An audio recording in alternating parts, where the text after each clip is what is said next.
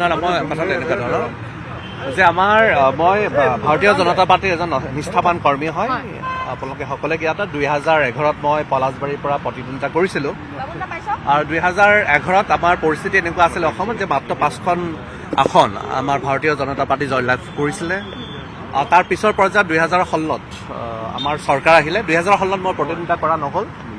দলীয় টিকট আমাৰ মাননীয় প্ৰণৱ কলিতা ডাঙৰীয়াই পাইছিলে আৰু কিন্তু 2016ত মই দলৰ যিহেতু নিষ্ঠাবান কৰ্মী 2016ৰ পৰা আকৌ লাগি আছিলোঁ আৰু সেইকাৰণে 2021ত দলে মোক প্ৰাৰ্থিত্ব প্ৰদান কৰিছিলে আৰু 2021ত যেতিয়া মই বিধায়ক হৈছিলোঁ মাননীয় মুখ্যমন্ত্ৰী মহোদয়ৰ পৃষ্ঠপোষকতাত পলাশবাৰী সমষ্টিৰ কাৰণে আমি যথেষ্টখিনি পাইছোঁ। আমি এটা ডাঙৰ উপহাৰ পাইছোঁ। IIM Indian institute of management আমি পাবলৈ সক্ষম হৈছোঁ। পলাশবাৰী শুৱালকুছি ব্ৰিজৰ কাম চলি আছে।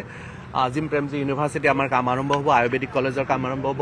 বহুখিনি কাম আমাৰ পলাশবাৰী সমষ্টিত মাননীয় মুখ্যমন্ত্ৰী মহোদয়ৰ পৃষ্ঠপোষকতাত আমি কৰিবলৈ সক্ষম হৈছোঁ আৰু ইয়াৰ লগে লগে বিগত যি আমাৰ যদি চোৱা যায় দলৰ কাৰণে যদি চাইছোঁ আমি যি মেম্বাৰশ্বিপ ড্ৰাইভ পলাশবাৰী সমষ্টিত 65,000ৰ অধিক মেম্বাৰশ্বিপ আমি ড্ৰাইভ কৰিবলৈ আমি সক্ষম হৈছিলোঁ আৰু যিটো বিগত যি 2024ৰ যি নিৰ্বাচন আছে আমাৰ পলাশবাৰী সমষ্টিৰ ৰাইজৰ সহযোগত আমি 1,05,000 ভোট পাবলৈ আমি বিজেপিৰ পাবলৈ সক্ষম হৈছোঁ। কিন্তু আমাৰ 2026ৰ যিটো আমাৰ নিৰ্বাচন এই নিৰ্বাচনত দলে এইবাৰ আমাৰ সতীৰ্থ এজন মানে বিজেপিৰে এজনক প্ৰাৰ্থিত্ব প্ৰদান কৰিছে আৰু যিহেতু আমাৰ দলৰ নীতি আদৰ্শ আছে দলে যি সিদ্ধান্ত লয় সেই সিদ্ধান্ত আমি সকলোৱে সন্মান কৰিব লাগে আৰু আমি ভাবোঁ যে আমাৰ এটাই লক্ষ্য উদ্দেশ্য যে 2026ত আমাৰ চৰকাৰ আহিব লাগে আৰু যিহেতু মাননীয় মুখ্যমন্ত্ৰী মহোদয়ৰ পৃষ্ঠপোষকতাত অসমখন যথেষ্ট উন্নয়ন হৈছে এই উন্নয়নৰ ধাৰা অব্যাহত ৰাখিব লাগে আৰু 2026ত নিশ্চয়কৈ আমি আশাবাদী যে 2026ত আমি যি বিচৰা ধৰণে 100খনৰ যি ওচৰা ওচৰি যি চিট এই 100খনৰ ওচৰা ওচৰি চিট আমি পাবলৈ আমি ভাৰতীয় জনতা পাৰ্টি NDA হিচাপে পাবলৈ সক্ষম হ'ম। নহয় কথাটো এনেকুৱা ধৰণৰ যে ভাৰতীয় জনতা পাৰ্টি এজন নিষ্ঠাবান কৰ্মী আৰু যেতিয়া দলৰ টিকেট ডিক্লেয়াৰ হয় তেতিয়া মই ভাবোঁ যে কোনো ধৰণৰ নিষ্ঠাবান কৰ্মী হিচাপে কোনো ধৰণৰ ক্ষোভ ৰাখিব নালাগে আৰু কিয়নো অফক'ৰ্ছ ৰানিং বিধায়কৰ টিকেট গ'লেতো খুব দুখ থাকিবই এটা স্বাভাৱিক এইটো যিকোনো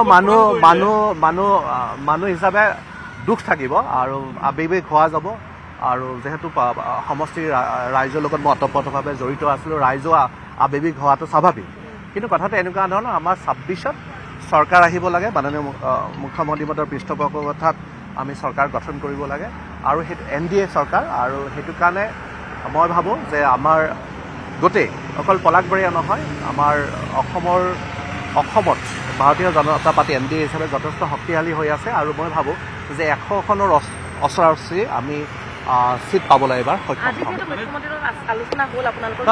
আমাৰ বিশেষ তেনেকুৱা ধৰণৰ আলোচনা নাই মাননীয় মুখ্যমন্ত্ৰী মহোদয়ৰ সৌজন্যমূলক এটা তেওঁক সাক্ষাৎকাৰ আৰু আমাৰ মাননীয় মুখ্যমন্ত্ৰী মহোদয় আমাক সকলোকে বিচাৰে প্ৰত্যেকটা মুহূৰ্তত বিচাৰে চ' এই মাননীয় মুখ্যমন্ত্ৰী মহোদয়ৰ আৱাসত আমি আহিয়ে থাকোঁ প্ৰত্যেকজন বিধায়কে আহি থাকোঁ চ' এইটো কাৰণে সেই ক্ষেত্ৰত আজি মাননীয় মুখ্যমন্ত্ৰী মহোদয়ৰ বিশেষ নহয় আমি এটাই যে লক্ষ্য উদ্দেশ্য এটাই যে 2026ত আমাৰ NDA চৰকাৰ আহিব লাগে।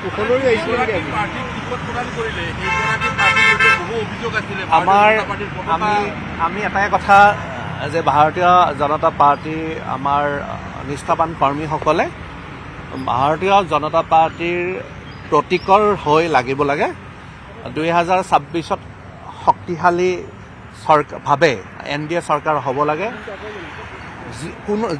আমাৰ যিকোনো সমষ্টিত সকলো আমাৰ বিজেপিৰ যি কাৰ্যকৰ্তাই টিকেট পাইছে বিজেপি আৰু সেইটো কাৰণে মই ভাবোঁ যে টিকেট ডিক্লেয়াৰ হোৱাৰ পিছত সকলো লগ লাগি পেলাই আমাৰ NDA চৰকাৰ অনাৰ কাৰণে কাম কৰিব লাগে সেইটো উদ্দেশ্য। ধন্যবাদ। আপুনি বিচৰা বাতৰি পাব কেৱল News 18 এপত। News 18 এপ ডাউনলোড কৰিবলৈ স্কেন কৰক এই QR কোড। Google Play Storeতো পাব এই News 18 এপ।